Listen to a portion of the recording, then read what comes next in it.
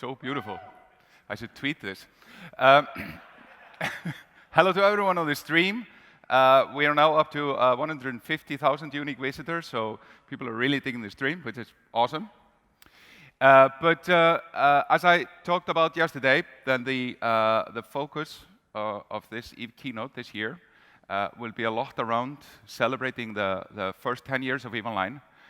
So we will be reminiscing a bit about the past, but we will also be showing more of the future than I think ever before, and more concretely than before. And we will even be showing some crazy shit on top of that. But really, to really dig into where EVE Online came from, we have to go all the way to the beginning. So this is actually the first version of EVE Online. We didn't release it. I am very proud of it. But there's a guy who's going to take us through the journey. He is the founder and creative director of CCP. His name is Reynir Harðarson, and he is now going to come and start at the beginning. So, Reynir.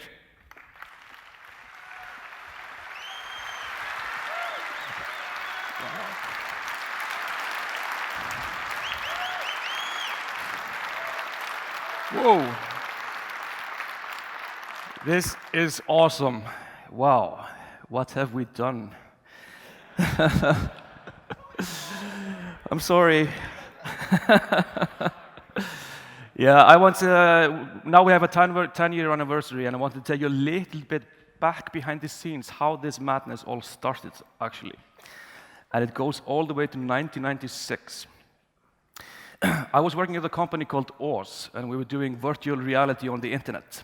And it was awesome. Actually, these are very terrible screenshots. It's actually much cooler than that, in the back of my mind. But we also have to remember, 1996, the technology on the internet is quite, no 3D acceleration. We're running off, dial-up modems. So the future wasn't, quite there yet. So Oz wanted to change the business strategies and want to make mobile, applications. And I said, that's terrible. I really want to make spaceship games.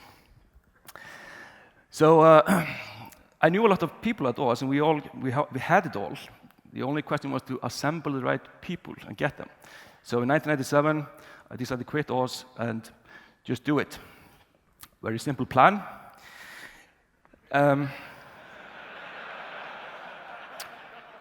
And the plan of execution was very meticulous. We just start marching until we conquer all of the known universe. Well, but there was only one problem. Right. So I hired my friend, my co-founder, Ivar, as a CFO. Yeah.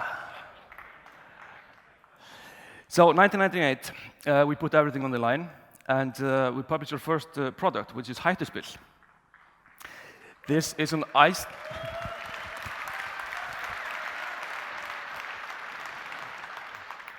This is an Icelandic family board game. It's about being a teenager in teen angst. It is very brutal PvP. And this beautiful lady on the cover is now the mayor of Reykjavik. So it sold 10,000 units, which was, mega success. In Iceland, we have to understand, that's 1 out of every 7 homes. So got some money, got us computers, able to hire artists and programmers. So in 1999, we started building the team to make EVE. And we moved into this beautiful building and started recruiting. And we got one guy who made this. He also then later made all of the user interface for EVE Online. His hunter workers everywhere. But that wasn't enough. There he is, helping with recruiting. More recruiting, got more guys. Ásgeir, art director. Matti, the lead programmer. And in 1999, Ásgeir started drawing some pictures. You may know some of these ships. These are the originals. And some more. And more recruiting.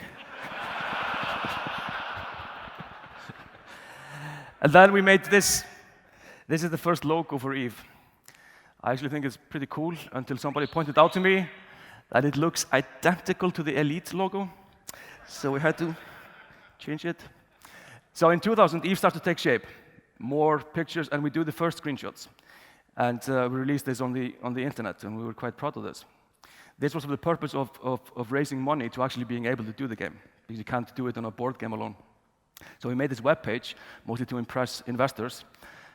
But all kinds of people started going on this web page and started talking on the forums about this amazing game, and they seemed to know a lot more about it than we did. So we actually hired some of them to help us make it. But we get money, and Hilmar joins as CTO. Oh, it's so cute. And he does this.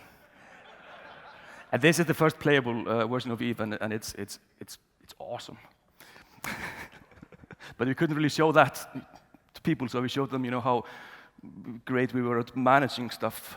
Showed them the intro up and some plans. More ships, and you can see the evolution in the ship design. It's all, getting more and more elaborate. First UI design sketches. You see this massive radar there in the middle, and we soon figured out it's great, but you can't really see anything. So we had to change that.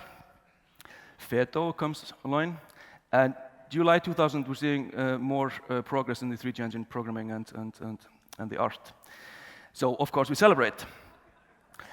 Might want to point out the 13-year-old in the top left corner is Hilmar. And yeah, it was great times. More progress, and this all happens in the year 2000. We already see is a massive progress happening, and of course, more celebration. And looking back, we like, look at all these children making our game. Like, look like we're 15. Actually, Kauri was 15, but that's another story. But Torvi has not changed one bit.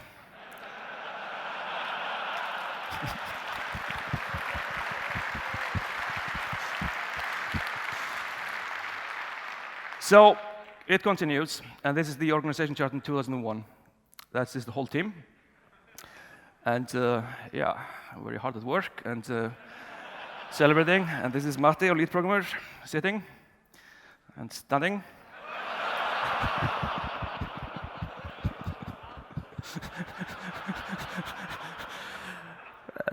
Yeah, this is Hilmar. We're making an aquarium, and this is his graceful feet. It's beautiful. And so we built this whole office in 2001, and it was quite beautiful and fun. But also, more importantly, the game started becoming more and more beautiful and fun. And these are screenshots from May 2001. So we're always seeing the progress. But the problem is we couldn't really publish the game ourselves. So we needed the help of a publisher, because back in 2001, you had to have boxes in stores. There was no such thing as a payable download. So we went to E3 to show off our game and woo some publishers, and here I am, hard at work, and from another angle. And it was, we got a massive interest, but people are like, this is awesome, but it's like, it makes no sense, guys. So nobody took the bait. And then Siggi said, our marketing manager, we must do something radical. We need to, pump up our image and do some public relations. All right? Yeah, we thought we were a rock band, I guess. I don't know. I'm not really sure what they're trying to sell there or what point they're making, but it's kind of awesome. And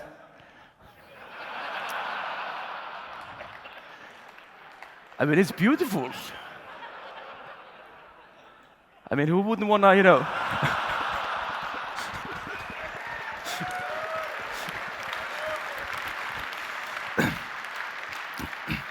who doesn't want to play this game? So it didn't really work. So we continued doing work on the user interface. And in the beginning, we thought it was clever to have the user interface in the middle of the screen. And we had all kinds of design documents about it, but you couldn't see the game. So here's some other prototypes, but it's a little bit confusing and very confusing. And but here we're starting seeing stuff taking shape, and this is all in 2001. 2002, we fully assembled the team, and here we see the screenshots from January 2002. And it's for me personally, it's always nice to look at this because you see the progress, and it's quite beautiful. We were very proud of this. So we tried to talk to a publisher about it, and he said, these are not real-time graphics. We're actually on a phone conference with a publisher, and they're asking, can you show us the game? Yeah, it's on the web, screenshots and videos. No, they're not real-time graphics. Yes? No? Yes? Nope. Yes, they are. Nope. And that's how that negotiation ended. It's pretty tough. So we ran out of money.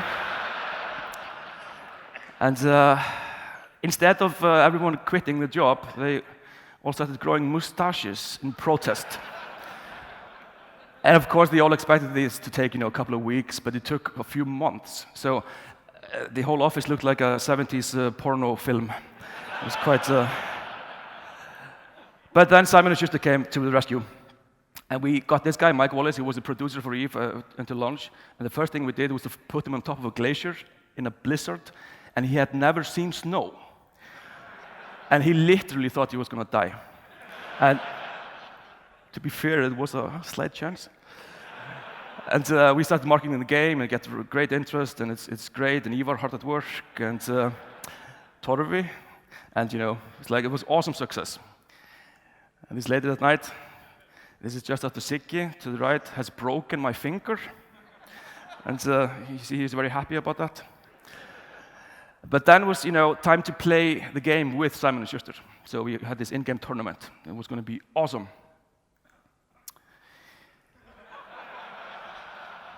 Right. So what do we do then? So we continued to working on it, and very hard work. These are actually pictures from the defect database. So some bugs, looking good. And here you see an interesting thing. The market is evolving. And here you see the iPhone from 2002. I think we should have patented this or something. Maybe making some money on it now. I don't know. And last effects. And yes, Eve beta, which was great. Got players playing it. And this is the server stability graph, uptime graph for Tranquility. And it's looking quite good. And some minor issues, like almost there. Whoa.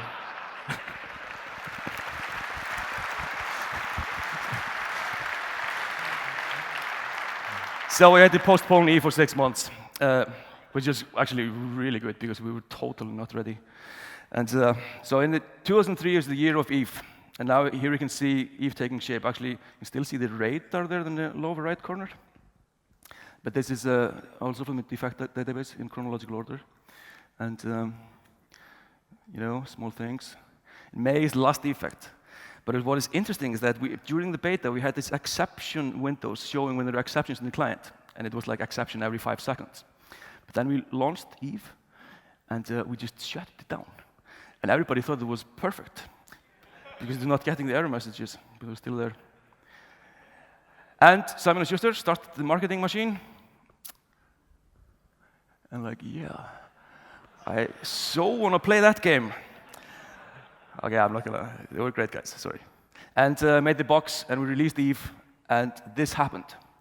This is outside the gaming store in Iceland, and there's actually people queuing up to buy our game.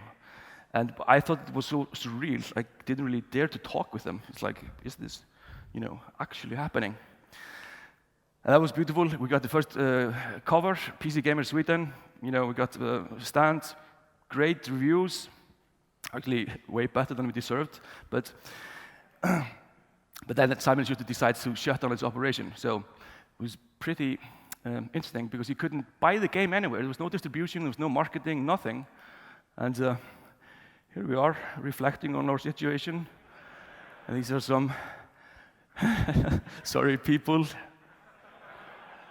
But we buy the rights back and start selling it online. And that changed everything.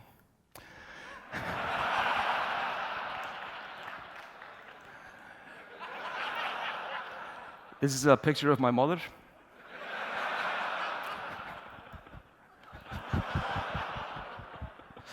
And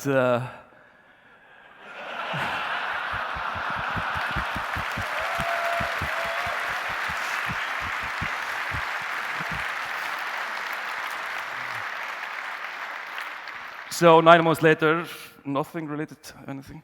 The second Eve is born. This is Eve, or Eva, Hilmar's daughter. And in 2004, Hilmar becomes CEO. And I want to welcome back on stage Hilmar Pétursson.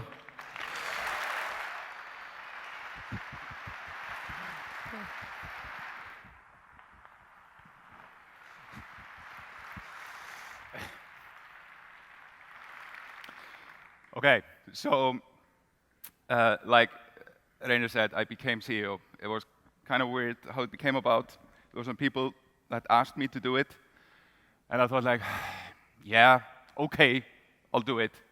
Sort of thinking in my mind, I'll probably find somebody that owns a suit that can do it. It's like, why am I the CEO?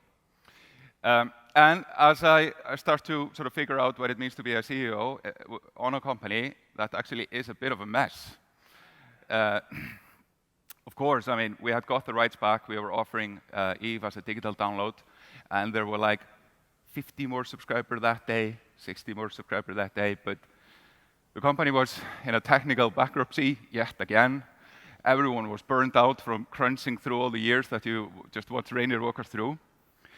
And it was a lot of sort of defeat at the company. It's like, everyone was saying, Hilmar, this won't really work. I mean, we should just give up, raise new money, make another game. We learned a lot, and this just, we can't sort of recoup the situation.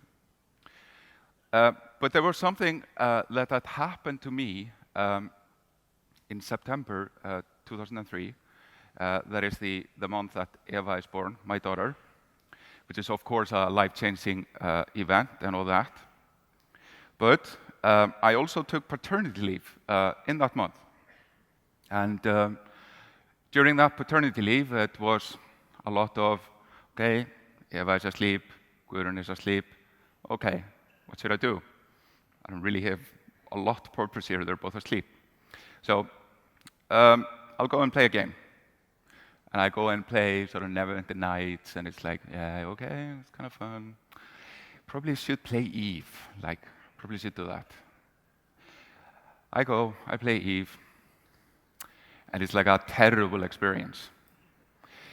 And the reason why, it's like, I'm writing down all the things that we've left to do. I'm seeing like, oh, didn't fix that yet. Oh, when do we get around fixing those things? It was like watching somebody do a card trick, which you just taught them to do, and they're kind of messing it up. And it's like, this is too much. Back to Neverwinter Nights. And it's like, no, let's try some more. Try some more, write list, defect reports, feels like work. Okay. How about if I accept some of these corporation invites I'm constantly getting? I was thinking, okay, if I'm in a corporation, I'm like the CTO, how will that work? I mean, I can't really lie, and I can't really be an employee of the company and play in the game. But I'll just figure that out. So I accept some little Empire Mining Corp with some Brits and some Americans. And they were sort of asking me when I joined, it's like, yeah, okay, where are you from? Yeah, I'm from Iceland. Okay. Do you know the CCP guys? Yeah, it's a small country. Yeah. What do you do? I like work in IT. So it was a way to just give generic answers and all that. So I'm playing there, and like I have my little Tristan, and it's like, ooh, super cool ship. And they were on a mission on getting everyone into a battleship. The corporation was run by actually a guy who was a grandfather. His biggest problem was his grandson was constantly yanking out the internet cord to get attention from his grandfather. And they were on a mission to get everyone into a battleship. And I had my little Tristan, and how can I help? Yeah, well, we're going corp mining at X, Y, and Z. Okay, corp mining, what is that? Yeah, we'll teach you when you come there. I come there. they're mining, and they jettison a can and mine into the can, and somebody's hauling. And I like, whoa, wait a minute, what are they doing? And in my head, there's like an empire of Excel sheets that crumbles to the ground. Kjartan, Kjellin, Huni had meticulously calculated the size of the cargo hold, the distance to the asteroid field, the amount you can mine, up to the back. That gives certain amount of content progression. So, okay, everyone will have a battleship in 3 years. But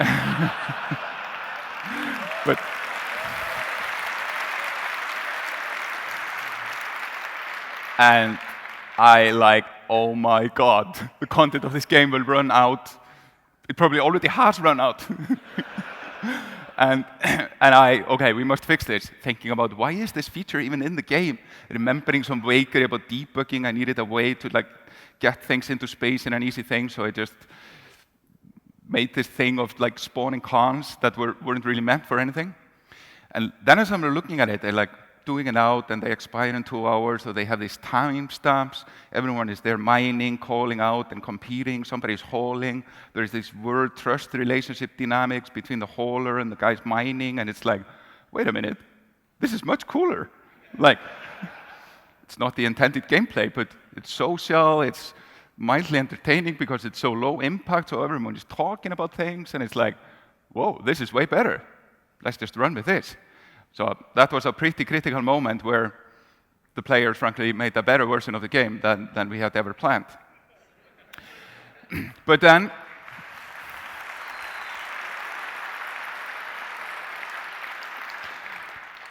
I like, okay, I get the logic.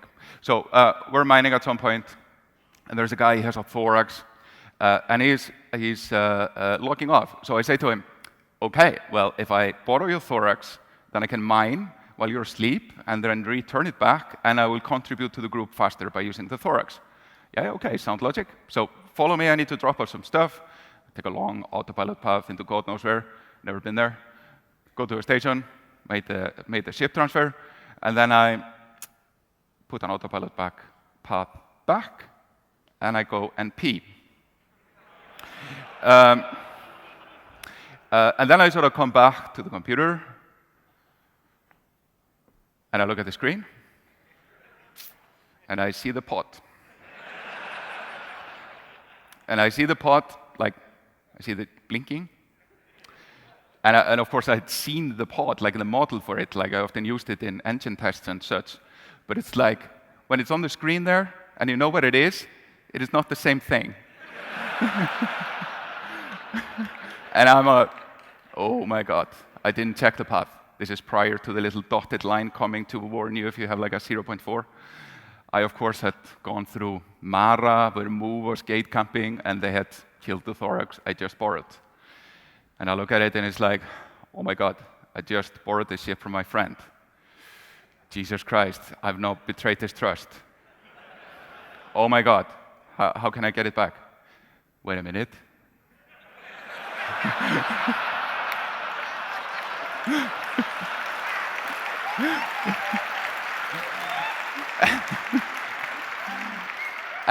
And I'm like, I'm the CTO. I could just go on ESP and press one button, and it's all gone. Oh my God, I'm so disappointed in myself for even having thought about it. It's like, oh, what should I do? Why am I sweating? Why is the game doing this to me? And like I just stand there and like stare at the screen, wanted to throw it out the window, and this was like a prior to LCD screen, so it was a big screen. And it's like, and then I got it. Okay. It's obviously a game made by the players more than us, as per this thing, and it's real.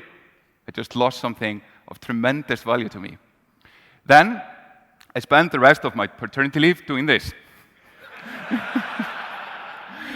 This is basically me mining in my Tristan to get all the money back to buy a thorax for my friend, and then mine more to get another thorax to contribute to the group and all that. At some point, I am out of paternity leave and I'm back at the office, and I have this very weird dilemma. I sit as the CTO with 2 computers. One, I am mining to return back.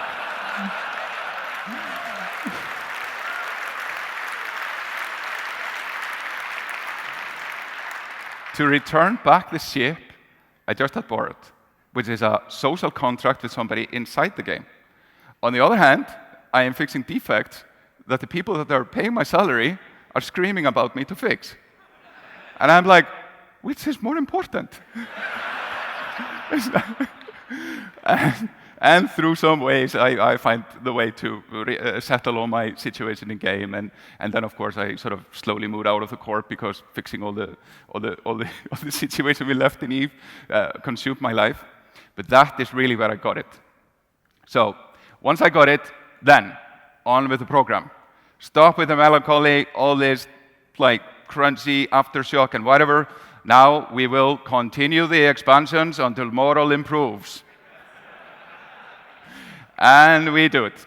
Castor, Exodus, Cold War, Red Moon Rising, Bloodlines, Revelations, 2, Trinity, with awesome ships, Empyreanate, Quantum Rise, Apocrypha, Dominion, Tyrannis, Incursions, with awesome character creator, Incarna, oops.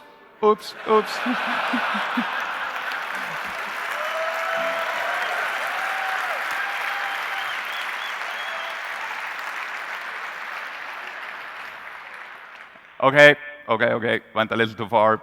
CCP has grown too fast. We are unable to deliver on this crazy expansion plan. We now need to make some really hard decisions and really face our own reality. I actually made... It was like if Eve was making me feel bad in 2003 when I was watching the ship being lost, then for sure having to own up to my own reality of where I had taken the company was very hard to do in 2011. And of course, we changed course. Found a better way to maintain the program, memorialized the whole event with this in-game moment, and then on with it. Crucible, Inferno, Revelations, and Fanfest. Woo!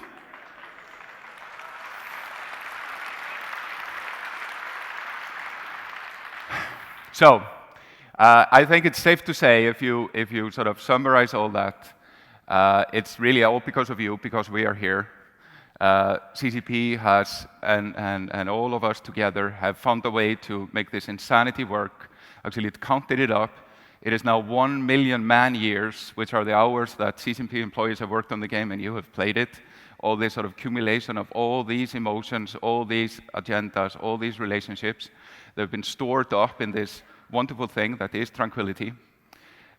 We've basically turned this embryonic world into this thriving universe of infinite agendas. It's basically, you guys are the lifeblood of this. Without you, it would be nothing. It would be like Torvi once explained. It would be like sitting on an airplane with a laptop, with a DP, and the server, and the client, and you're mining. It's the most pointless endeavor you could ever do. But when you're doing it at work, instead of fixing bugs to fix back the ship you just lost to your friend in EVE Online, it's the most meaningful thing ever. That's really why EVE is real. That is why we're now in the process of collecting all these stories, all these wonderful things, whether it's my story, your story. We really need to, it is our obligation to the future to collect this together and do something with it. And I really want to thank you again. This really is what makes EVE last forever.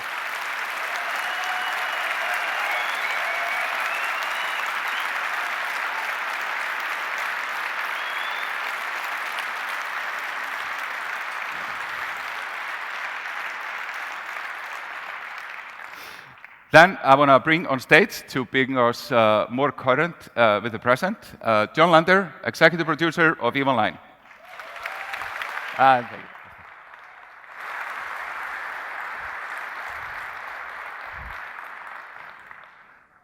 Wow, it's full. People are waving. Hilmar always gets to show his kids on these things, and I basically made a promise to my daughter yesterday that I would show to all of the people who keep Daddy in a job the efforts that she's been making this time, really to show that she loves EVE. So this is Emma. She's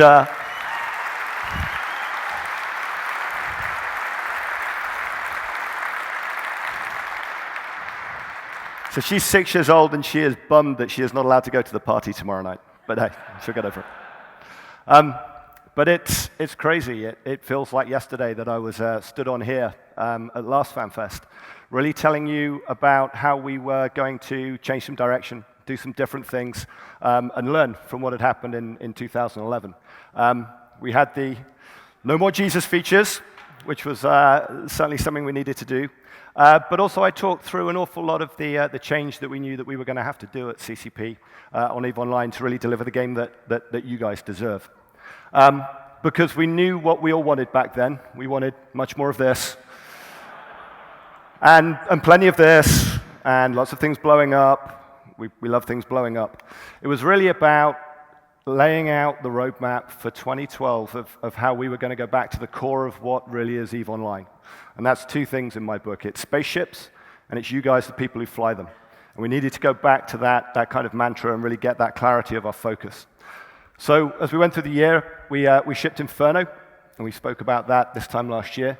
And an awful lot of the time and effort that we put in during 2012 was around fixing some of the internal tech, fixing some of our organization, fixing some of our processes, pipelines, really putting a bit of time and effort into making sure that we were able to continue to run EVE as we take it through into its 10th birthday.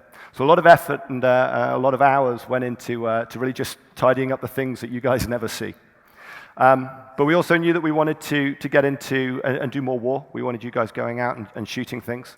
We've got the top 5 corporations who've done the most damage in wars since we shipped Inferno. So in 5th, we got Freight Club. Oh, yes. 4th place, sorry, Red. Blue beat you into 4th. 2nd place, I love Marmite. Who hates it? But so over 1 trillion ISK in damage these guys have done. And then PR absolutely loved the people who came top because it was Whores in Space. They're going to appreciate that name. And over 1.25 trillion ISK in damage. So we saw an awful lot of good and bad things going on with warfare. We put a lot of effort into revamping factional warfare. This was a theme that went through the year. And what we wanted to see was, we wanted to see more people getting involved. We wanted to see more people actually taking a part in this. So when we released Inferno, you can just see the amount of additional PvP that started happening in the game. And this was something which we were really glad to see. There's some people who did some very clever things on the market we were less pleased to see, but very, very clever people, you lot. It's, but of course, there was more in Inferno. We had completely revamped our kill report system. We put the buff bars in. We had put a load of new modules in.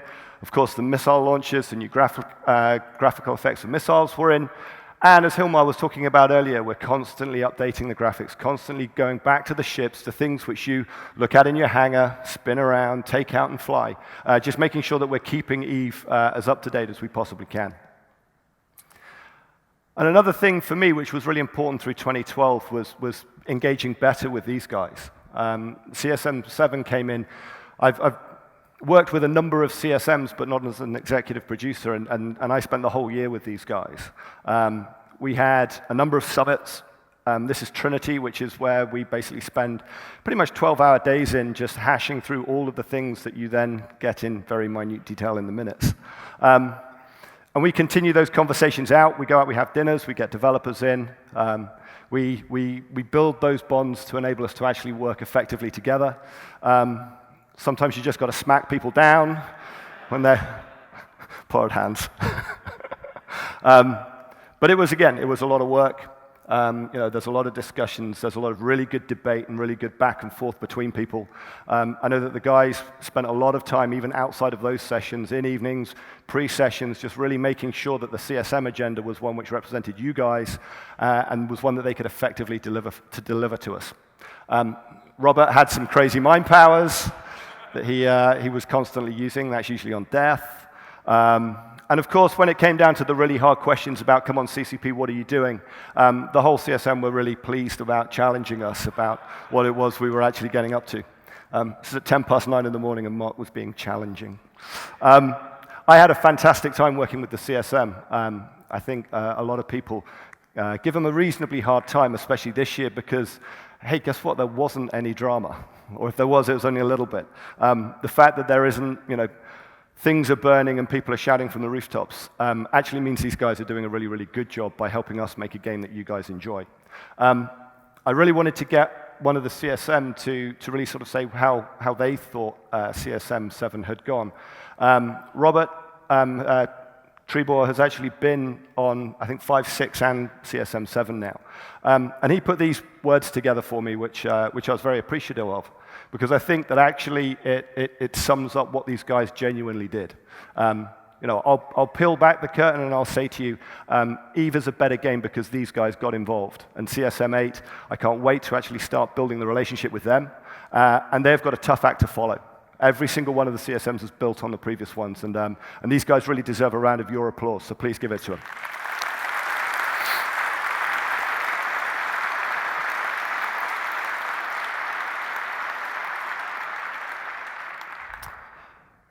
So moving on through the year, we had Alliance Tournament 10. This was a great event for us. A lot of really good things happened in there. We streamed it. We had over 90,000 unique visitors who came to the site to actually watch what was going on. They were from all over the world. The tournament really is something which you guys very much get behind and enjoy. We also had the New Eden Open towards the end of the year, which was when we gave our first cash prize, $10,000 cash prize. Again, a lot of people tuning in and watching this. There's a lot of effort that goes in by really volunteers at CCP to put this on. And to see so many people, I mean, this is, I think, 5.7 man-years of people watching this event over 3 weekends. So you engage with it. The team, they do a fantastic job putting it together, and it's great that we have so many teams who actually want to take part. And we have player gatherings. This is obviously by far the biggest player gathering that we actually have. Because it's incredibly important for us to actually reach out and engage with you face-to-face. I was sat at 3 tables at the charity dinner last night where we were just talking about everything from Titan balancing to, I mean, you name it. I always put my hand up and say, I'm not a game designer. Don't ask me to balance your ships. But people still ask me to do it. They're crazy. But it's that kind of face-to-face interaction that we crave, and we go out and we actually meet you guys at a lot of these events. We tried to do one in Newcastle last year. This was in the summer, and a monsoon hit, which was a bit bizarre. That's lightning hitting the bridge. It washed out train lines, everything. Only about 40 or 50 people were able to make it, and they came in just kind of drenched and drowning and in desperate need of a beer. But it was good. It was great to actually meet those guys. Recently, we were in Boston. We're giving out Razer hardware at these sessions for people who are able to answer CCP Dolan's phenomenal trivia quizzes. And Razer are a massive supporter of ours. They're out there on the concourse, so give their guy a look. Their gear a look. Their guy a look. Whatever floats your boat, go for it. We were in Greece. And we were on a beach even when the lights went out, and it was late at night. The guys were having a fantastic time there. We were in London. Vito put on some really good events. Nashville. We're in Cologne. We're doing Moscow. We're in Los Angeles. There's a story about the swimming pool, but you'll have to buy me a beer to find out what it is. There's Tokyo. I mean, it's all really about you guys. It really is. We have to go out and we have to do that interaction with you so that we're able to build this virtual world, which is exactly what it is, the thing that you guys need, exactly the thing that you guys actually want to invest your time and your money in living this alternate reality. We have to do it by being face-to-face with you, which is why Fanfest is such an amazing thing. Moving through to the end of the year, obviously Retribution was a huge release for us in December. Again, some of the highlights of that. Bounty hunting was a big, very talked about feature. I've done some digging into the data to find out the largest single bounty and who it was placed on. No surprises for the corporation. 12 billion-isk on one of those. The Alliance actually got a smaller bounty, got 10 billion, but gentleman's agreement, popular folk. But the biggest individual bounty put on a single entity in the game was on an individual, and I will withhold the name to protect them. But why would anybody want to put a bounty on someone with such a fantastic eyepiece? I don't know. 20 billion-isk on this particular character.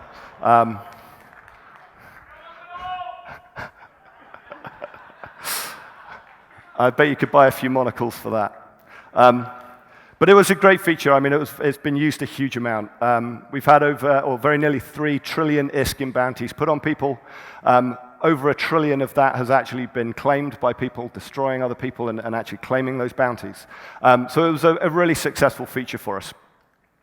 We also had CRIMEWATCH, Team 5.0, basically spent pretty much all of 2012 doing this. They did a huge amount of work which went into the Inferno release, but you just didn't see it. They rewrote the entire underneath of the CRIMEWATCH system and put really in place the system that they could then deliver to you, a better aggression set of mechanics in Retribution.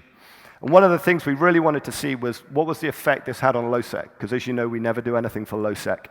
And the effect was significant. When you actually look at the amount of PvP that people were now having in low-sec, I mean, it just jumped. The amount of activity has really surprised us, just how much more people wanted to go in there and get involved.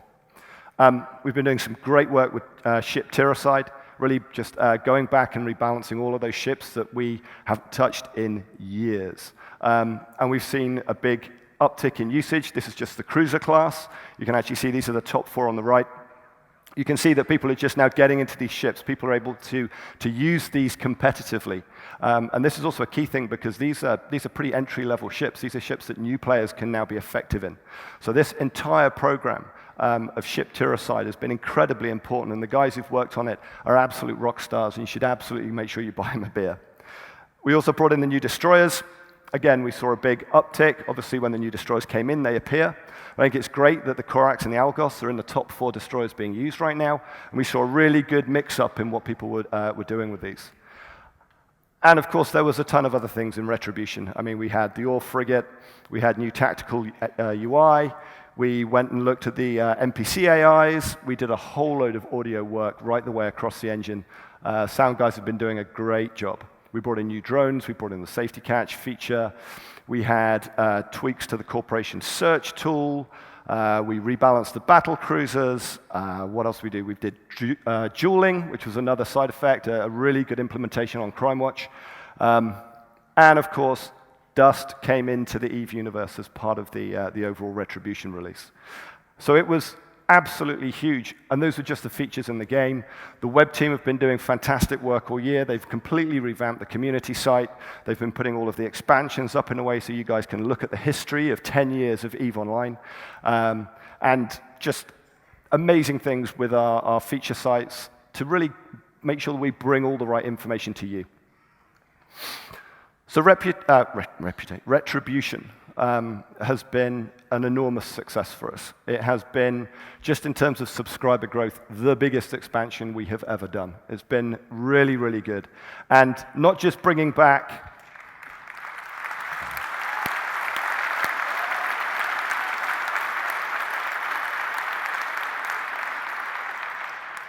And it's not just about bringing back sort of veteran players, people who know EVE very well, but Retribution really reached a core and touched a nerve with people who have never played EVE before. A lot of that growth is new people for your corporations, new people for you to gank, new people for you to help, new people for you to really just drag into this virtual world of ours and keep them there for as long as you possibly can. And on the back of this growth, we sort of have to take stock of where our world is now. And when we look at just the number of EVE subscribers we have worldwide now, we're over 500,000. It's 500,000 people all contributing things, playing this game and making these social interactions, which really forms the bedrock of everything that we do at CCP. A key part of that growth has been the relaunch of EVE in China. We have an amazing partner, Tiancity, who have done a fantastic job of bringing EVE back to Serenity. And the subscriber numbers there are doing really, really good things. They've just, a couple of weeks ago, released the Retribution release there, seeing really, really good things happening in the community. They're actually doing a talk tomorrow. It's not in the printed brochure, but if you go to Singularity at 1 o'clock tomorrow, our partners from Tiancity will be able to give you a real insight into what's going on in China. And then, of course, this day, this is a pretty momentous day, really, in CCP history. This was the day that we actually brought Dust into TQ. It came into open beta, and all of you guys are now living in the same world as these dust mercenaries. And we saw the great keynote last night. You'll have seen Atli, who was up on stage yesterday. CCP basically gave these anodized aluminium plaques to commemorate the date to every single one of our employees. Hilmar assures me they're almost indestructible. I'm not sure I really want to test it out. There's a hairier version of me, and I've actually got both my dev shirts on. I've actually got a Dust dev shirt under my Eve one, just to kind of celebrate the fact that it was a big day for both of the games, and I got very hot. So these guys are here. They're in our universe. They are fully signed up members of the Eve universe.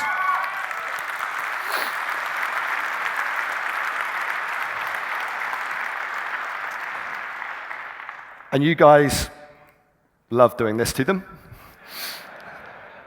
What a surprise. And one of the things we've been doing to really sort of gel these two games together into the story is we've been running a whole load of events themed towards the uprising of the Dust Mercenaries within the Empires. The Battle for Caldari Prime was one of these kind of set pieces where we set the stage and then we asked you, the players, to really decide what was going to happen. There were thousands of you basically duking it out around the Titan. There were many, many more trying to get into the system. It was great to see that kind of level of participation. And the outcome meant that we were able to put a map into the dust rotation and really change the face of that planet whenever people play on there now. And the outcome of your actions has also scarred the Eve universe from space as well. And it's this sort of reality, it's this the fact that we want to be able to enable you guys to be able to change the Eve universe. We want to do it as little as possible. We want you guys to be able to do it. And now we've got an additional game for you guys to just surprise us. So there we are, pretty much up to date, as Eve looks towards its 10th birthday in a few days. And we're in a good place. We've got a really strong foundation. I think we've taken our medicine and got ourselves together as we've gone through 2012. I hope you've enjoyed the releases. I think certainly it's been a huge amount of pleasure building them for you. But I think what we have here is now a really good grounding to become ambitious again, whilst really learning the lessons of the past and having just a tiny bit of reality in our plans as well. But before I move on too much, I do want to think back to that day in 2003. When Eve went online in the world. The Titan, these are the original artworks done by Alskier for the 4 racial Titans. These really do represent within EVE Online the huge amount of commitment that you need to put to build one of these, the cooperation, the dedication to really see it through to the end. And these Titans really are the top of the ship tree. NVIDIA are a good partner of ours. By some strange coincidence, they've created probably the world's greatest graphics card, which they've also called the Titan. I'm sure it's not because they play the game a bit, but anyway. And they've been really good to us. They've actually given us 4 of these cards, which we've then put in 10th anniversary presentation cases with signed copies of the artwork. And what I really wanted to do was find some of you guys, some of you fans who have shown a similar level of dedication to EVE Online as you players do whenever you build a Titan. And so when I think of the class of 2003, I wanted to find a group of people who we could give these cards to, who have been subscribers of ours since 2003, and most importantly are here. One of them's gone missing, which is very irritating. But and basically, we've got a group of people here who have been subscribed for every single day since they made their account. They haven't missed a single day. So first up, I want to bring in the cards that we've got. We've got some of our own CCP Titans to bring them in. These are the guys who make me look like a little midget. Here come the guys. Show the goods, fellas. So here we go.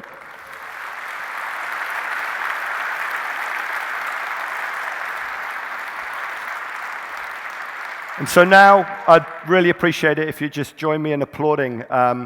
Unfortunately, only 3. I'll try and find the 4th at some point this evening. But 3 of our longest running subscribers who've made it here. So we've got Carsten, Andrew, James. No, Carsten's here. Andrew isn't. James and Alex are here. Guys, if you can come out and pick up your thing. A huge round of applause, please.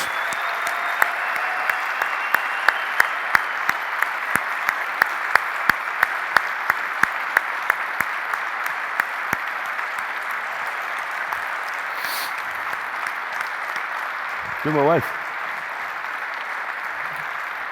There you go, fellas. Thank you. Thank you so much. And thank all of you.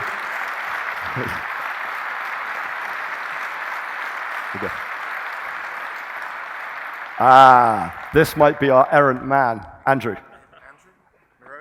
Excellent. Okay, so he's finally arrived. Now he's seen what he can get, he gets in touch. So here we go. Andrew, there's your card. Thanks very much. Thank you. Cool. Thanks, guys. Appreciate it. But obviously, we've got. He's going on that way. Live TV, don't you love it? But of course, we've got a lot of people who will have their 10th birthday. There are a lot of them who will have it on May 6th, even more as we start now going into our 2nd decade. So we wanted to do a number of things for all of you as you become 10-year subscribers. So one of the things we're doing is the Officers Club. We're going to, one of the empires is going to build a station for an exclusive retreat for 10-year veterans, where you'll be able to sit in there, hang out, and laugh at all the people who aren't as cool as you. And we'll be doing things like specific forum badges, and we're looking at doing a whole load of things to really sort of celebrate you, our players, and the contribution that you make to us. So that's just a little gift for us, which will be coming out over the next weeks and months. And of course, May 6th will be a major birthday for us. It's number 10. So what are we doing for everybody else who maybe has only just joined us or isn't 10 years? We want to get as many likes on our Facebook page as possible. We're about to just, we're sort of 50,000 below a significant milestone on there. As you guys get us Facebook likes, and I'm going to be liking on there as well, we're going to be unlocking a whole load of goodies that we'll be giving away to you. And we're also going to be giving every subscriber on the 6th of May one of these. So this is the Gnosis Battle Cruiser.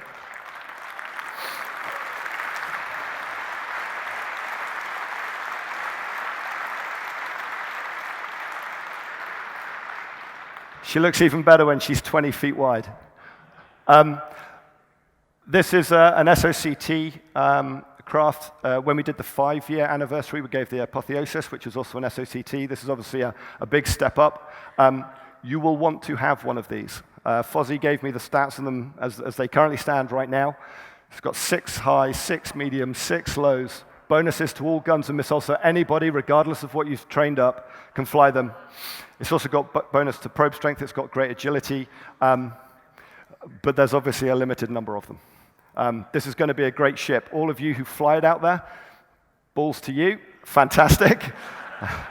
I'm not sure if I might just get a few extra accounts so I can get some spares, but this is going to be an absolutely fantastic ship, which we're really glad to give to you. And that's kind of it from me.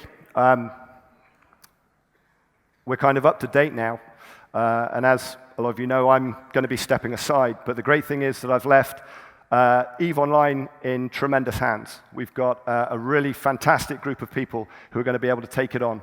And what we're going to show you now, I'm going to be asking Andy and Stoffer to come up to take you through Odyssey and the plans we've got up front.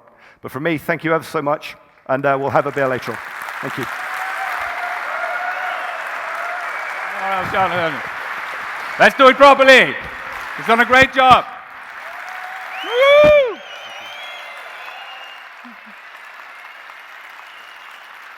Give me a hug.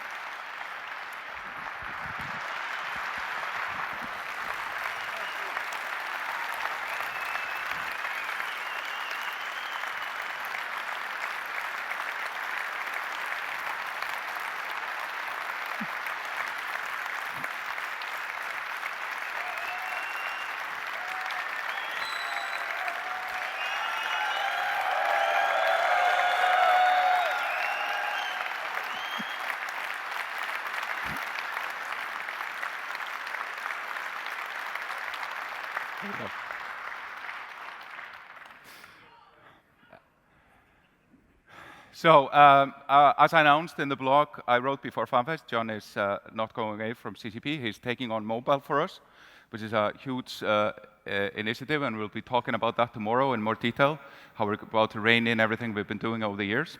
But like John was saying, one of his biggest remit was to put the shape of the team by structure and processes and whatnot, so the Eve team could take on fantastic challenges in the future. And I'm sure you can all agree with me that it is in fantastic hands when you see what Antti Norgren and Stoffer have to walk us through. So, Antti and Stoffer.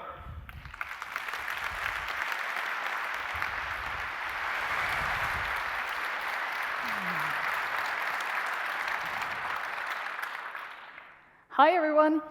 I'm CCP Seagull, senior producer for EVE Online.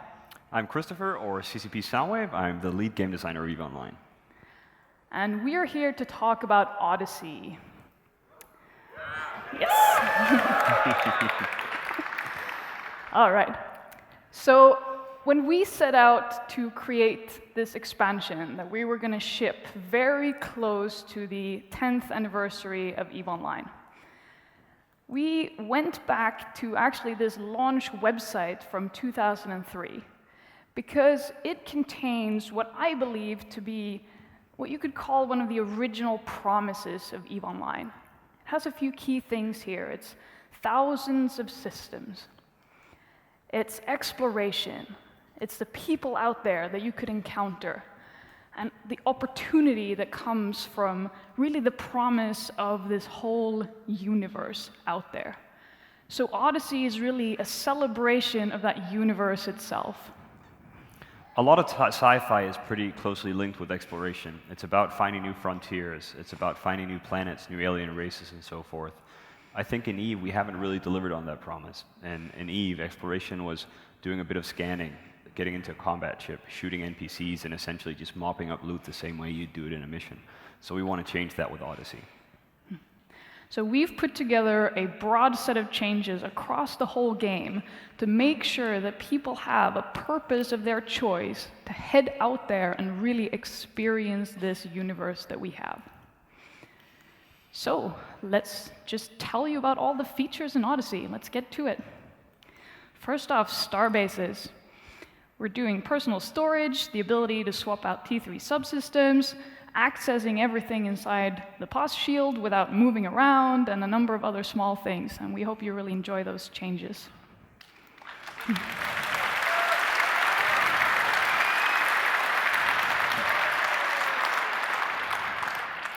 We've always seen it as a bit of an issue that no matter how many billion you sunk into your 0.0 station, it was never as good as an Empire station, so we fixed that.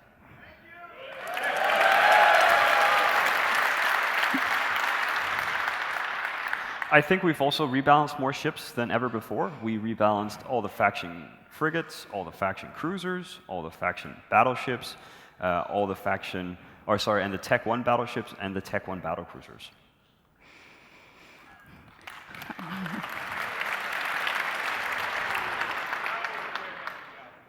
We're making changes to ore mining, for example, adjusting the mineral composition of several types of ore and introducing new varieties of asteroid clusters.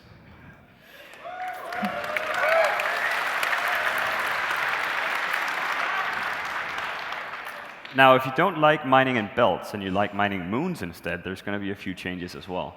We're going to be looking at the R64s, and we're going to be looking at the bottlenecks in T2 production.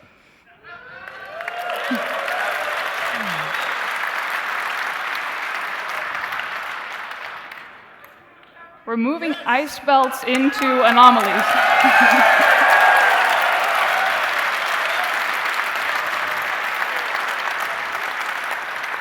These will spawn in systems that previously had ice belts.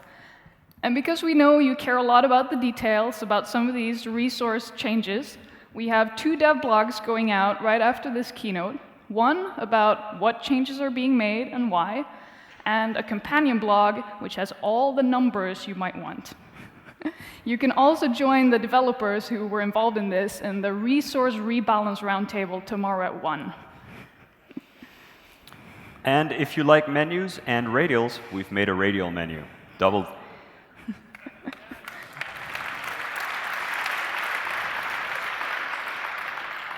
We are adding some amazing new jump transitions, and you'll see our updated, newly animated Stargates just fold space-time in front of your eyes. Like, traveling around Eve was never this beautiful.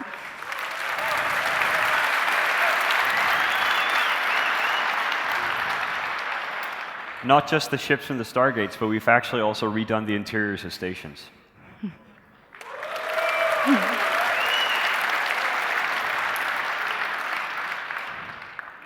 We're adding new music to Wormhole Space and Nullsec.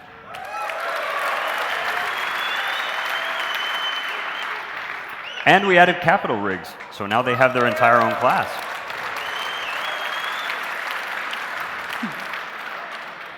And of course, as some of you know, our amazing artists have reimagined the classic Apocalypse.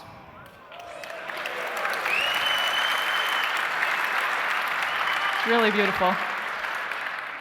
Speaking of the sound, we also redid the turret effects, we redid the module effects, and everything else related to the ship.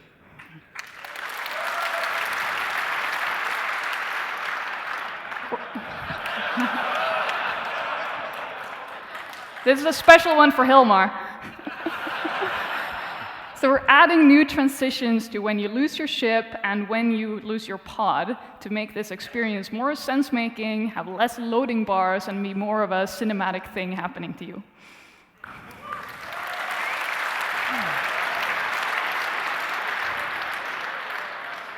And of course, we've rebalanced a load of stuff, but we also want to give you some new ships. So there's going to be new Navy ships coming out. There's going to be a Brutix, a Drake, a Hurricane, and a Harbinger.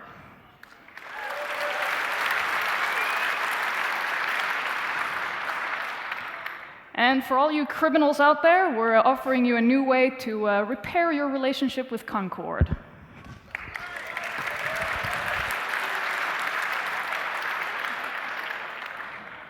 And of course, Odyssey is going to have a gigantic feature with exploration. And if you want to get into it, a good place to start is the new updated career agents. And now we're getting to the meat of the exploration features in Odyssey. So we're adding new modules and skills that affect different aspects of the scanning process.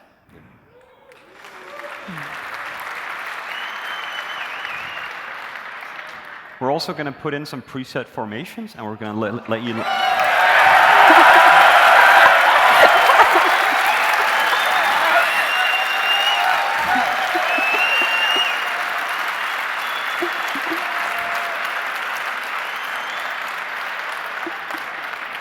So you guys really like probes, eh? We're going to put in some new formations that you can kind of toggle around with. We're also going to let you launch 7 probes at once, because that's the optimal number. Of course,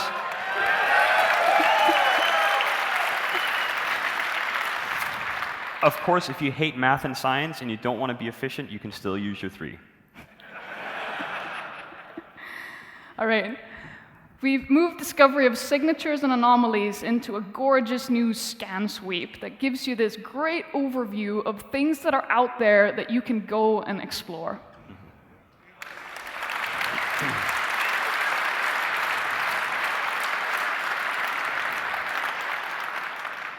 So we've changed some of the sites around. We're now going to be calling the archaeology sites and the hacking sites, they're going to be data and relic sites. We've swapped out the kind of containers that no one really knew why we were floating around in space into actual interesting objects. So for example, the archaeology or relic sites are going to have kind of an old smashed up ship you can go in and kind of explore.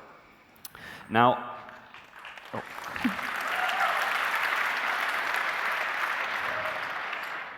Now, of course, once you find them in space, some of them will still be locked. In fact, they'll all still be locked.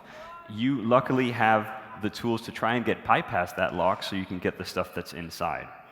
The only downside, of course, is that once you get past the lock, you're going to break the container open and stuff is going to fly into space. So you have to be pretty quick and start grabbing it before it disappears.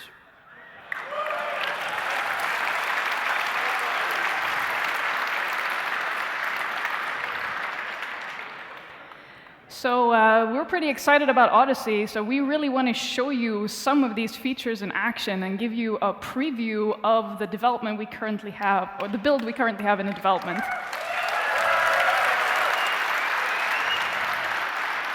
So Stoffer's going to take you through some of this. You're not just getting to see Odyssey, you're also getting to see me play Eve, which is a bit of an experience. All right, guys, so I'm here in one of the new station environments. It's the redone interiors. Doesn't that look wonderful?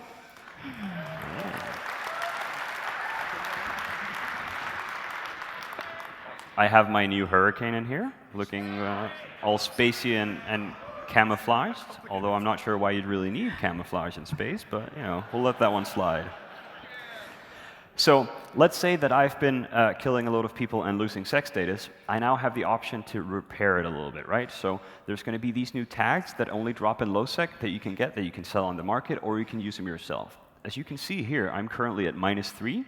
I can drag that upwards, and there's going to be an ISK price as well. So I can just exchange tags now to go to -1. So that's going to make it a bit easier than the whole ratting for 40 hours straight, which I know that basically no one really enjoyed. So once we undock, there's going to be a few lights, a few sirens to kind of give the start to a docking animation. And once we get outside, you'll see that the system scanner is going to run for the first time, which you saw a picture of before. Let's just go outside. And when we get outside, you'll see the scan, and then I'll show you a ship that we've been redoing some of the V3ing for. So you see our scanner runs. It's going to run again. It's going to leave some stuff behind.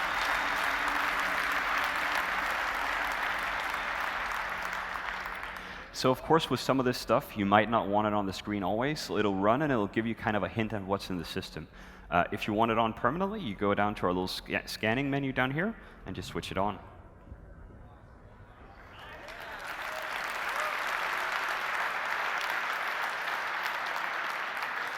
So this is kind of some of the direction we're taking Odyssey in, because we really want an expansion that's about exploration, that feels like Odyssey, right? Because like the old exploration where you hit the system scanner and you'd get kind of a database dump that was a list, well, if we'd made an expansion around that, it would probably have been like something like EVE Online tax returns. So we're trying to get away from that. So we've redone a lot of the skins on the ship. So here's a new Titan. Ah, shiny.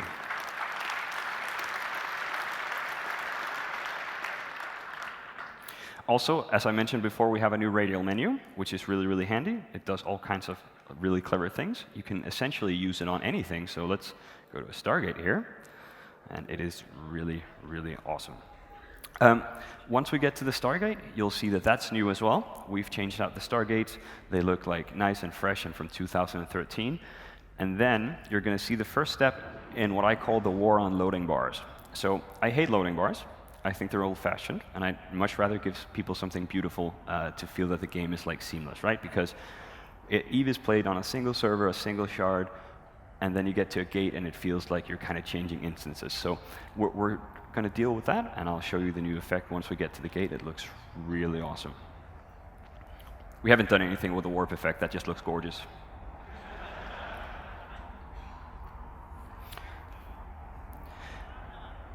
Do you want me to turn it up a little bit? Let's turn it up a little bit here.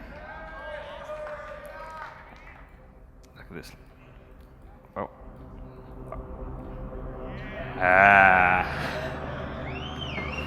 Actually, I'm going to turn it down just a little bit so I can talk a bit as well. All right, anyway, so let's use this radial menu here, right? Doesn't that look gorgeous?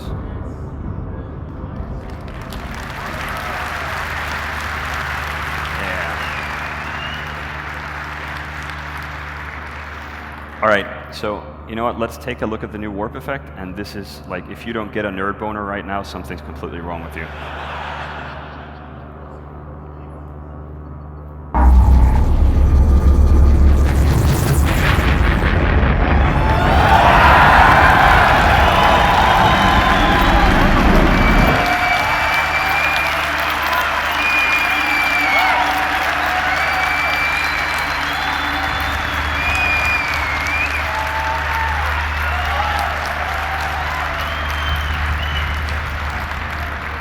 Take that, loading bar. All you want to go again? All right. Let's go a little bit.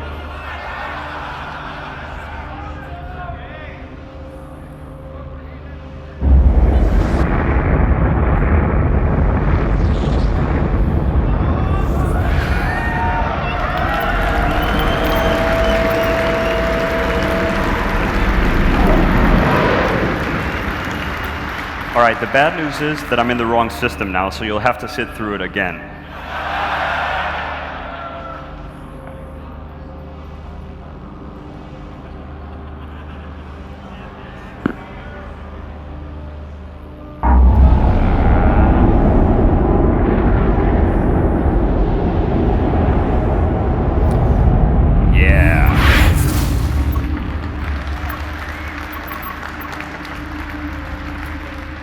All right, the bad news is that the dev hacks I just used will not be shipping in Odyssey.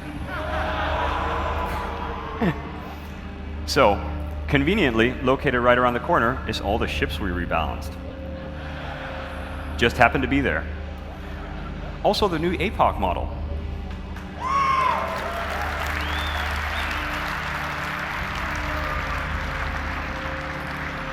Notice how all the previous APOC models had like all the towers and like half-built stuff down there? It took us 10 years to finally build the APOC. They look really good though. All right, so now that we've seen those, let's go back into scanning. So let's turn this one back on so we can kind of get a view. We can look around the system. So the green things here, they're anomalies, right? Ooh, this happens to be an ice belt. So this is a pristine white glaze belt. That's the new place we're going to put ice. They're going to be not tied to downtime, of course, so when you can mine them out, they'll respawn after 4 hours. And hovering over this anomaly will give you the option to warp to it, it'll give you the option to bookmark it, and to probe if you want. So there's all these things in system, and I'm going to show you just a few of the probing improvements we've done as well. So let's go into the system scanner. Yeah. All right, let's get this going. There we go. So the new formations are here, right? So there's something called a spread formation, which is really good to start out, and there's something called a pinpoint formation, which is good to get really low. So when I press here, automatically 7 probes.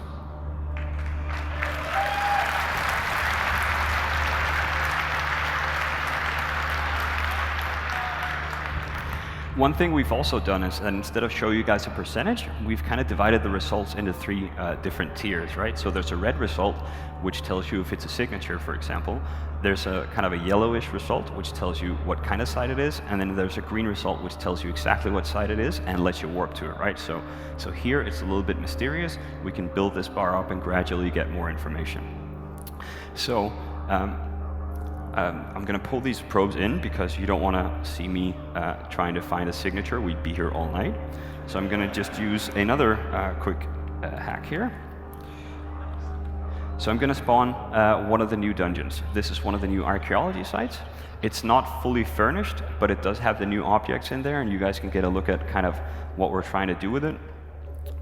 So we've taken the NPCs out of it, first of all, because it seemed odd that when you go exploring and you try to find something, that you basically have to run a mission. It didn't really fit with the theme. It felt a little bit like gun mining, which was kind of competing with another one. So we want to make the exploration experience about exploring. You'll come in and you'll get to see these things. This looks a bit better than the old cans, doesn't it?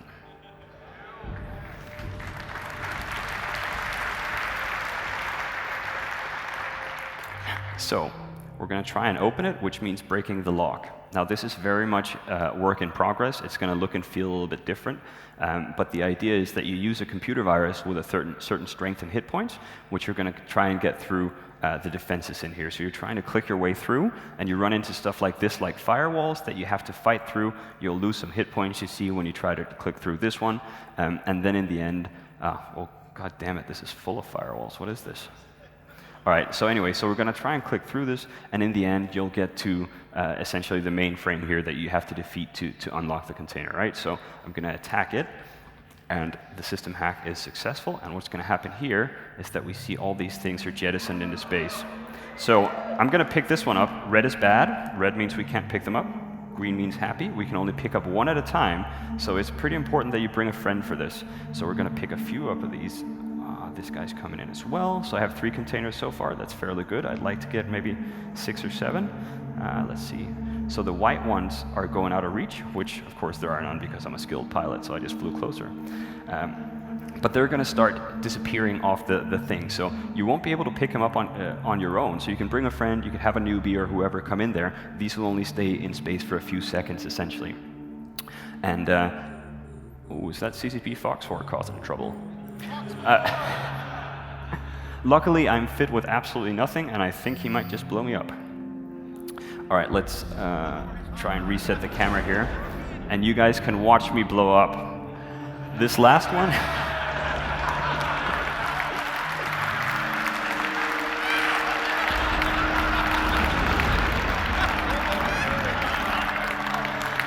This is pretty much how it ends every time I play online.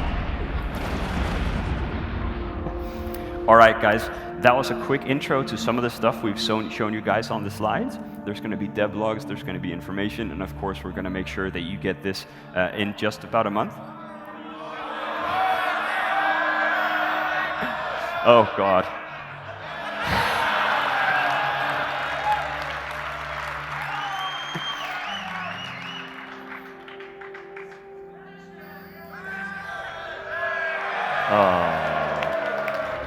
So sad.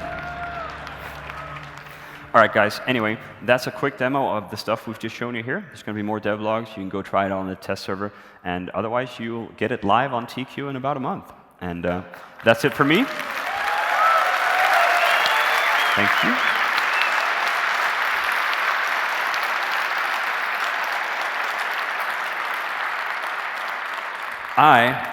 So that was a little bit about now, and I'm going to leave you in the capable hands of CCP Seagull, and she's going to tell you a little bit about the future. So yeah, Odyssey, June 4th, 2013. You looking forward to that? I'm glad. But let's talk a little bit about what comes after Odyssey. So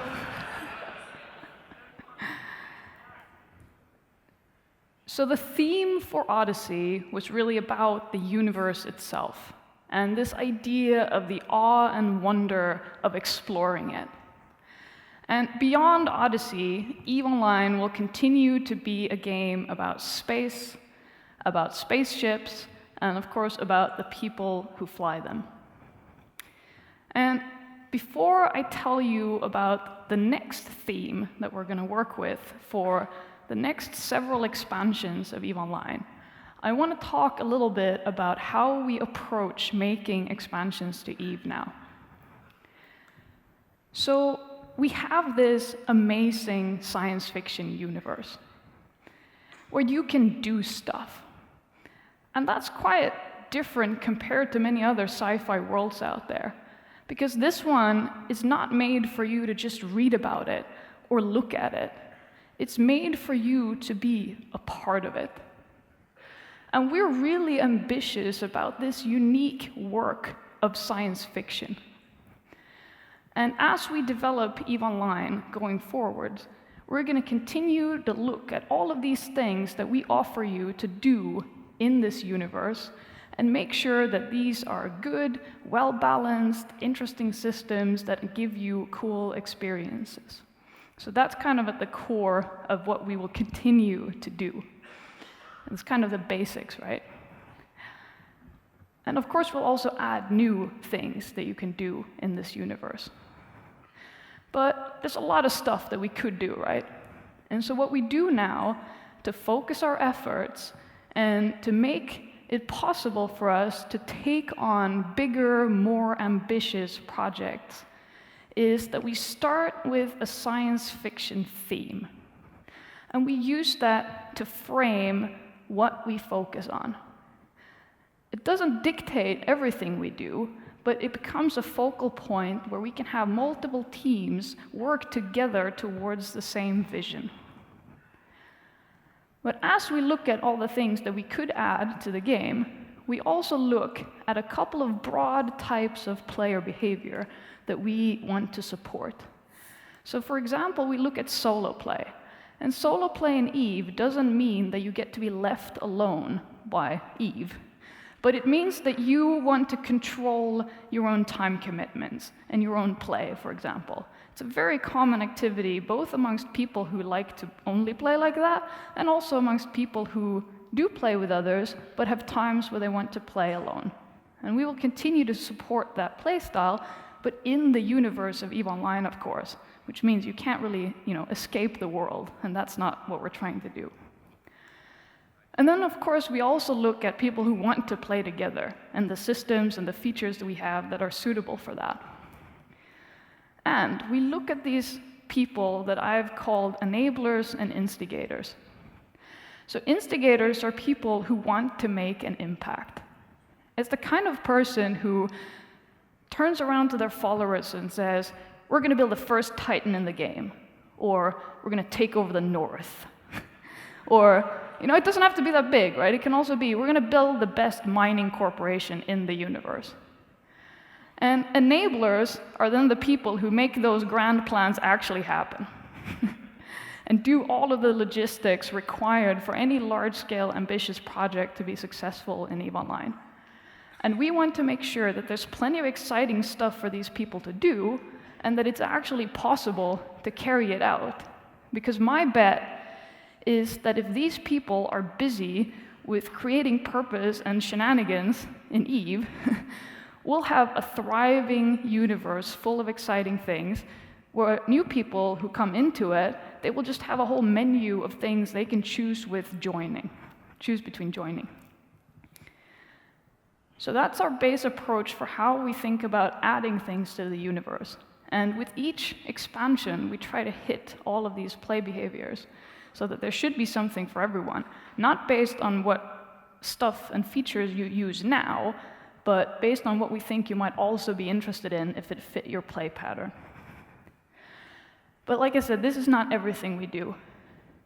We also work with, for example, the question of how people get into EVE Online. So EVE Online should continue to be this complex, intricate, hardcore game. And it should be hard to master, but it should be much, much easier to get into. And to work with that, we use this question of, what should I do now, asked from a player perspective, to look at what kind of answers are we providing to that question. Because sometimes we give you a lot of information, but we don't necessarily bring you to a place where you know what to do next, what makes sense given where you are in the game, what you should do now. So that's how we work with that question. This year, we'll also start really looking into your experience as an EVE Online player outside the client. And I'm not talking about new games now. I'm talking about how you as an EVE player can connect with EVE Online outside the client. So you'll see more and more of this stuff from us.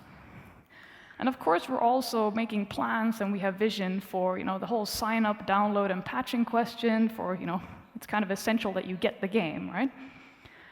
And of course, we'll continue to improve our community tools, and we'll also continue to invest in supporting tools for third-party developers, because those people make a lot of applications that I bet all of you use to make your experience with EVE Online better. So, that should tell you a little bit about how we approach this. But now, let's talk about the next science fiction theme that we'll be working with for EVE Online. And I want to ask you to dream with me here, beyond the details of how EVE Online currently works. Think about space colonization. Think about the space-scale construction required to make it happen. Think about building things. Think about destroying things.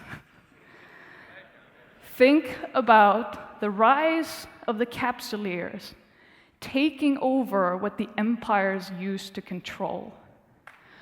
Imagine what you want to build in EVE Online, from missiles to an empire. Imagine your corporation flying its own colors. Imagine the might of your alliance used to build up whole areas of space. Think about raiding and stealing from your enemies. Think about all the opportunities for crafty capsuleers to make money and fame in this new era of colonization. Think about home, what that means to you. And then imagine what could lie beyond the known if only you could construct the right kind of Stargate.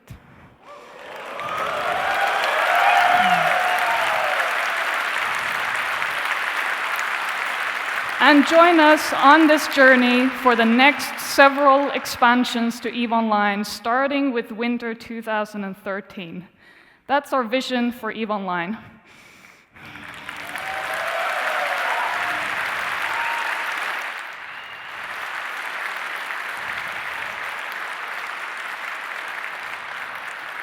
And that's it for me. I'll hand back to Hilmar.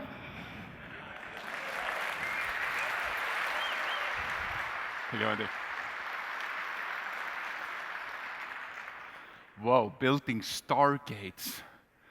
Yes. Woo! How do we feel about that? Yeah. How do we feel about the anti-stoffer show?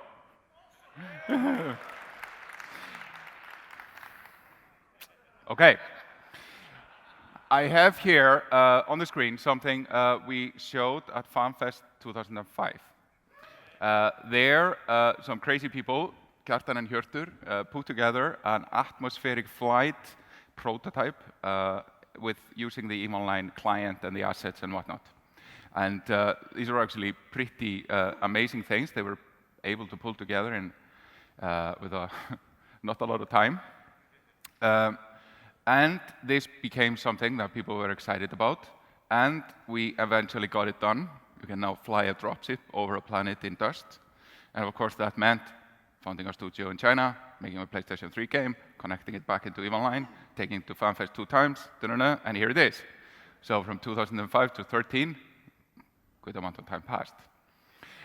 But now that we stand here on the 10-year birthday of EVE Online and we're talking about the second decade and all those things, it's relevant to come and show something that is basically from the future.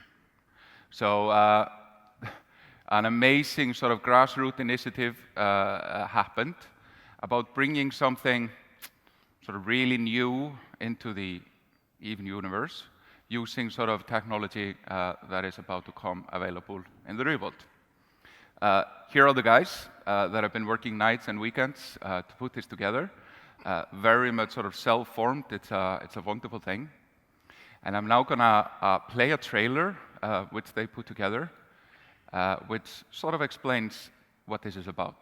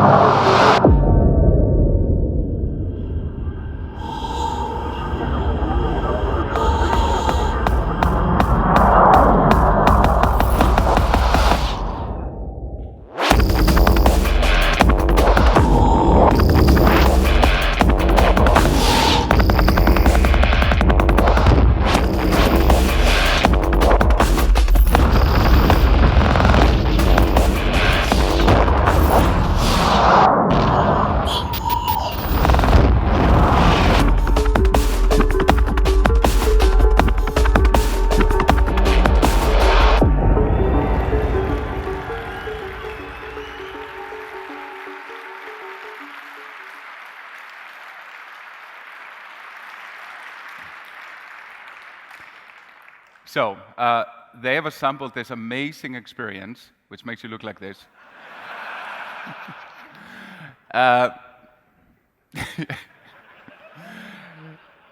Yeah, it's impossible to demo on stage, so because you look like this when you do it.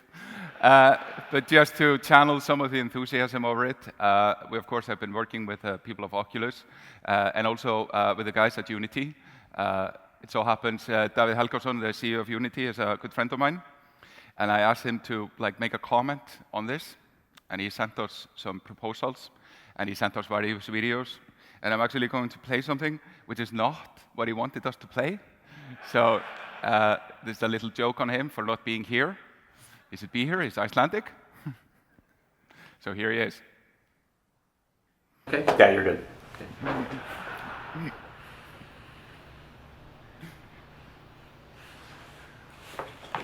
Wow. Hey, so I'm David from Unity. Best regards to all you crazy people at Fanfest. As you have discovered, CCP got together with Oculus and used Unity to create this crazy experience.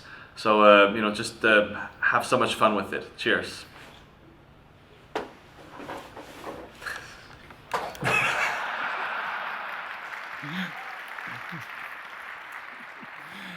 Okay, so as of 10 o'clock tomorrow, the team will be on the Harper site on the first floor, and you will get to try this and look like me from 10 to 4 tomorrow. Of course, showing up there at 10 is going to be a challenge, because now we're about to start pub crawl. But I can tell you, waking up for this is going to be worth it. So, it's now pub crawl, it's the 10-year birthday, it's the start of the second decade, so it's going to be a pretty epic pub crawl. It's record attendance. I hope my little toy town that is Reykjavik is going to survive what you're about to bring onto it. So, but just to get everyone sort of in the right mood, we put together a little sort of video to thank you for the first 10 years. And I'm now going to play that through to put you sort of in the right frame of mind.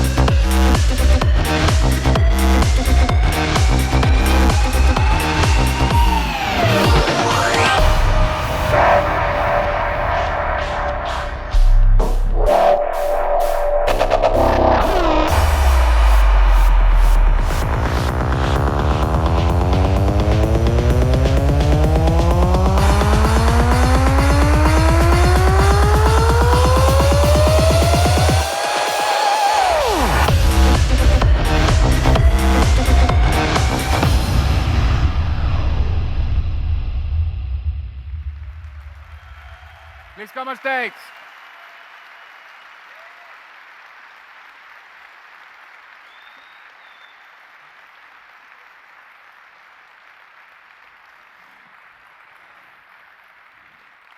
So if we could get the lights up, because we also have the EVE team here on stage with us.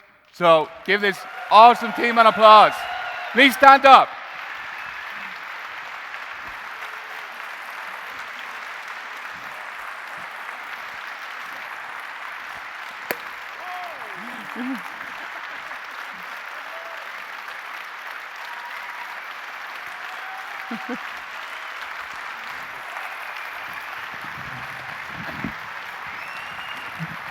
Okay, we're good. Happy birthday, EVE Online! Woo!